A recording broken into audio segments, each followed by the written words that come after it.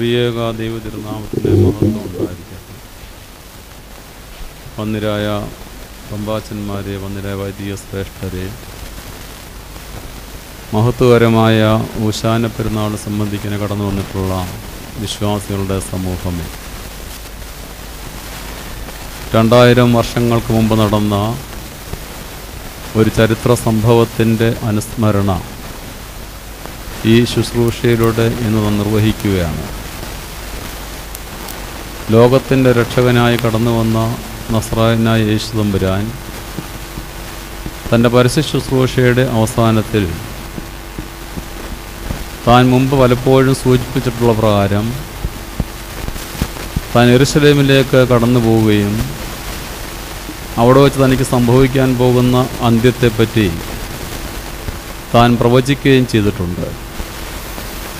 ആ പ്രവചനങ്ങളുടെ നിവൃത്തിയാകുമ്പം താൻ യെരുശലേമിലേക്ക് യാത്ര ചെയ്യുകയാണ്. ശിഷ്യന്മാർ ഒരുമിച്ചുള്ള തൻ്റെ യാത്ര യേശു തമ്പുരാൻ പലപ്പോഴും സഞ്ചരിച്ചിട്ടുള്ള പാതയിലൂടെ തന്നോടൊപ്പമുള്ള സഹശിഷ്യന്മാരോടൊരുമിച്ച് യേശു തമ്പുരാൻ ഇന്ന് സഞ്ചരിക്കുന്നു. എന്നാൽ ഈ സഞ്ചാരത്തിൽ യേശു തമ്പുരാൻ തൻ്റെ ശിഷ്യന്മാർക്ക് ചില നിർദ്ദേശങ്ങൾ കൊടുക്കുന്നുണ്ട്. 4 സുവിശേഷങ്ങളും കൂട്ടിച്ചേർത്ത് വായിക്കുമ്പോൾ തൻ്റെ യെരുശലേമിലേക്കുള്ള മഹത്വകരമായ യാത്രയുടെ വിവരണങ്ങളും വിശേഷങ്ങളും നമുക്ക് കൂടുതൽ വ്യക്തമായി മനസ്സിലാക്കാൻ സാധിക്കും. യേശു തമ്പുരാൻ തൻ്റെ ശിഷ്യന്മാരെ അയച്ചിട്ട് പറയുന്നു, നിങ്ങൾ നഗരത്തിലേക്ക് ചെല്ലണം, അവിടെ ആരും ഒരിക്കലും കയറിയിട്ടില്ലാത്ത കഴുതയെ കെട്ടിയിരിക്കുന്നത് കാണും, നിങ്ങളതിനെ അഴിച്ചുകൊണ്ടുവരണം, നിങ്ങളുടെ ഗുരുവിന് അതിൽ കയറി സഞ്ചരിക്കുന്നതിന് വേണ്ടി. യെരുശലേമിലേക്കുള്ള രാജകീയമായ എഴുന്നള്ളത്ത് എന്നാണ് നാം പറയുന്നത്, ഇതിനെ വിശേഷിപ്പിക്കുന്നത്. യാത്ര രാജകീയമാണെങ്കിൽ യാത്ര ചെയ്യുന്നുണ്ടത് രാജകീയ മൃഗമാകുന്ന കുതിരയുടെ പുറത്താണ് സഞ്ചരിക്കേണ്ടത്. എന്നാൽ യേശു തമ്പുരാൻ ഇവിടെ തൻ്റെ യാത്രയ്ക്ക് തിരഞ്ഞെടുക്കുന്നത് കുതിരയല്ല, കഴുതയാണ്. വാഹനമൃഗം എന്നതിനെ വിശേഷിപ്പിക്കുന്നു, സാധാരണക്കാരൻ്റെ സഞ്ചാരമൃഗം. അതിൽ കയറി കർത്താവ് സഞ്ചരിക്കുമ്പോൾ വലിയ മാറ്റങ്ങൾ അവിടെ സംഭവിക്കുന്നുണ്ട്.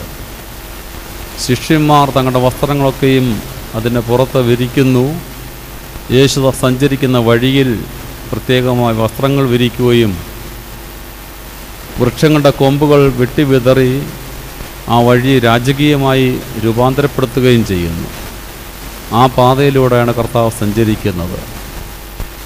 ഇന്ന് ഊശാന പെരുന്നാൾ നാം ആചരിക്കുമ്പോഴും കുരുത്തോലകൾ കൈകളിലേന്തിക്കൊണ്ട് 2000 വർഷങ്ങൾക്ക് മുമ്പ് നസ്രായന യേശു തമ്പുരാന് ഊശാന പാടിയ പൈതങ്ങളുടെ ആ ആഘോഷത്തോടും സന്തോഷത്തോടും ആർജവത്വത്തോടും കൂടി ഇന്ന് നാം ഒരു പെരുന്നാളിലേക്ക് പ്രവേശിക്കുകയാണ്.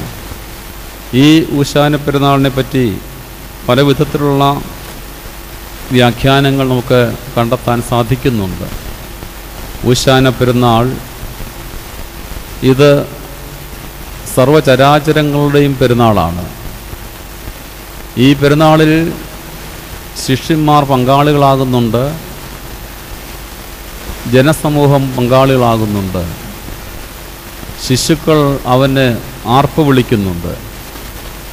എന്നാൽ അവിടെയും കാണാം മിണ്ടാതിരിക്കുവാൻ പരിശ്രമിക്കുന്ന അഥവാ മിണ്ടാതിരിക്കുവാൻ കൽപ്പിക്കുന്ന ഒരു സംഘം ആളുകളെയും കണ്ടെത്താൻ സാധിക്കുന്നുണ്ട്. ഉത്സാഹത്തോടുകൂടി കടന്നു വരുന്ന കുട്ടികളുടെ പെരുന്നാളാണ് ഊശാന പെരുന്നാൾ. ഈ പെരുന്നാളിൽ പങ്കാളികളാകുന്നത് സർവചരാചരങ്ങളുടെയും പ്രതിനിധി എന്ന വിധത്തിൽ കഴുത യേശുവിൻ്റെ വാഹനമൃഗമായി, സഞ്ചാരമൃഗമായി മാറ്റപ്പെടുന്നു. സകലരാലും അധികം ഒന്നും മാന്യത കൽപ്പിക്കപ്പെട്ടിട്ടില്ലാത്ത മൃഗങ്ങളിലൊന്നാണ് കഴുത.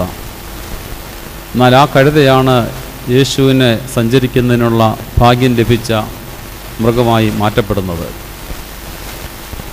ഇത് പ്രകൃതിയുടെ പെരുന്നാളാണ്. വൃക്ഷങ്ങളിൽ നിന്നും കൊമ്പുകൾ വെട്ടി വഴിയിൽ വിതറി അതിലൂടെ യേശു തമ്പുരാൻ സഞ്ചരിക്കുന്നു. തനിക്ക് പാതയൊരുക്കുന്ന ജനങ്ങളും യേശുവിനെ സഞ്ചരിക്കാൻ വേണ്ടി പാത ഒരുക്കപ്പെടുന്നതിന് വേണ്ടി വെട്ടപ്പെടുന്ന കുരുത്തോലകളും. ഇന്ന് നാം ശുശ്രൂഷയിൽ പങ്കെടുക്കുമ്പോൾ ഈ കുരുത്തോല വാഴ്ത്തുന്ന അവസാനത്തെ പ്രാർത്ഥനകളിൽ പ്രത്യേകം ചൊല്ലുന്നുണ്ട്, ഈ കുരുത്തോലകളെയും ഇവ വെട്ടിയെടുക്കപ്പെട്ട വൃക്ഷങ്ങളെയും വാഴ്ത്തി അനുഗ്രഹിക്കണമേ എന്ന്.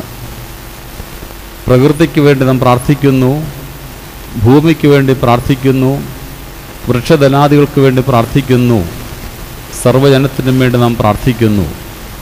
യേശുവിനെ ഓശാന പാടിയ ശിഷ്യന്മാരോട് ചേർന്ന് ഓശാന പാടുന്നതിന്, അവനെ സഞ്ചരിക്കുന്നതിനുള്ള വാഹനമാർഗമായി മാറ്റപ്പെടുന്നതിന്, അവിടെ വിലക്കപ്പെടുന്ന കുട്ടികൾക്ക് വേണ്ടി കർത്താവ് പറയുന്നുണ്ട്, ഈ ശിശുക്കൾ മിണ്ടാതിരുന്നാൽ കല്ലുകൾ ആർപ്പ് വിളിക്കുമെന്ന്. യേശുവിനെ ഓശാന പാടിക്കൊണ്ട് രാജകീയമായ തെരുവീഥിയിലൂടെ സഞ്ചരിച്ച 2000 നൂറ്റാണ്ട് വർഷങ്ങൾക്ക് മുമ്പ് സംഭവിച്ച ചരിത്ര സംഭവത്തെ ഇന്ന് അനുസ്മരിക്കുമ്പോൾ യേശുവിനെ ജീവിതത്തിൽ ഉൾക്കൊള്ളുന്നതിന് നമുക്കിടയാകണം. അവൻ സഞ്ചരിക്കുന്നതിനുള്ള, വസിക്കുന്നതിനുള്ള, അവനെ വഹിക്കുന്ന വാഹനമൃഗങ്ങളായി നമുക്ക് രൂപാന്തരപ്പെടാം. അവൻ്റെ സന്നദ്ധിയിൽ വെട്ടി ഇടപെടുന്ന ദക്കില്ലാകളായി നമുക്ക് രൂപാന്തരപ്പെടാം. യേശു നമ്മിലെ കടന്നു വരുന്നതിനും നമ്മൾ സഞ്ചരിക്കുന്നതിനും അവൻ നമ്മിലുമായി ആകപ്പെടുന്നതിനിടയാകട്ടെ. ഈ ഓശാന പെരുന്നാളിന് ശേഷമുള്ള സംഭവങ്ങൾ കർത്താവിൻ്റെ കഷ്ടാനുഭവത്തിലേക്ക് നയിക്കുന്ന സംഭവങ്ങളാണ്. അവിടെ ദേവാലയത്തിൻ്റെ ശുദ്ധീകരണവും ഒക്കെ നാം കാണുന്നുണ്ട്. ഇന്ന് സന്ധ്യ മുതലുള്ള കഷ്ടാനുഭവാഴ്ചയുടെ ശുശ്രൂഷകളിലേക്ക് പ്രവേശിക്കുമ്പോൾ ദേവാലയ ശുദ്ധീകരണത്തെപ്പറ്റിയും അത്തിവൃക്ഷത്തെ ശപിക്കുന്ന സംഭവം ഒക്കെ നാം വായിക്കുന്നു. യേശുവിൻ്റെ സാന്നിധ്യം നന്മയുടെ വളർച്ചയ്ക്കുള്ള അനുഭവമാണ്, തിന്മകളെ ഇല്ലാതാക്കുന്നതിനുള്ള അനുഭവമാണ്. നസറേയൻ യേശു തമ്പുരാൻ്റെ യെരുശലേമിലേക്കുള്ള മഹത്വകരമായ പ്രവേശനത്തിൻ്റെ, രാജകീയമായ പ്രവേശനത്തിൻ്റെ ഈ പെരുന്നാൾ നമുക്ക് പങ്കാളികളാകാം. ദൈവം തമ്പുരാൻ നമ്മെ എല്ലാവരെയും വാഴ്ത്തി അനുഗ്രഹിക്കട്ടെ. ശുശ്രൂഷകളുടെ ക്രമീകരണത്തെപ്പറ്റി വന്ദനായ ഔഗൻ റമ്പാച്ചൻ ഇപ്പോൾ നമ്മെ ഓർമ്മപ്പെടുത്തും. തുടർന്ന് ശുശ്രൂഷകൾ ആരംഭിക്കും. ദൈവം നമ്മെ വാഴ്ത്തി അനുഗ്രഹിക്കട്ടെ.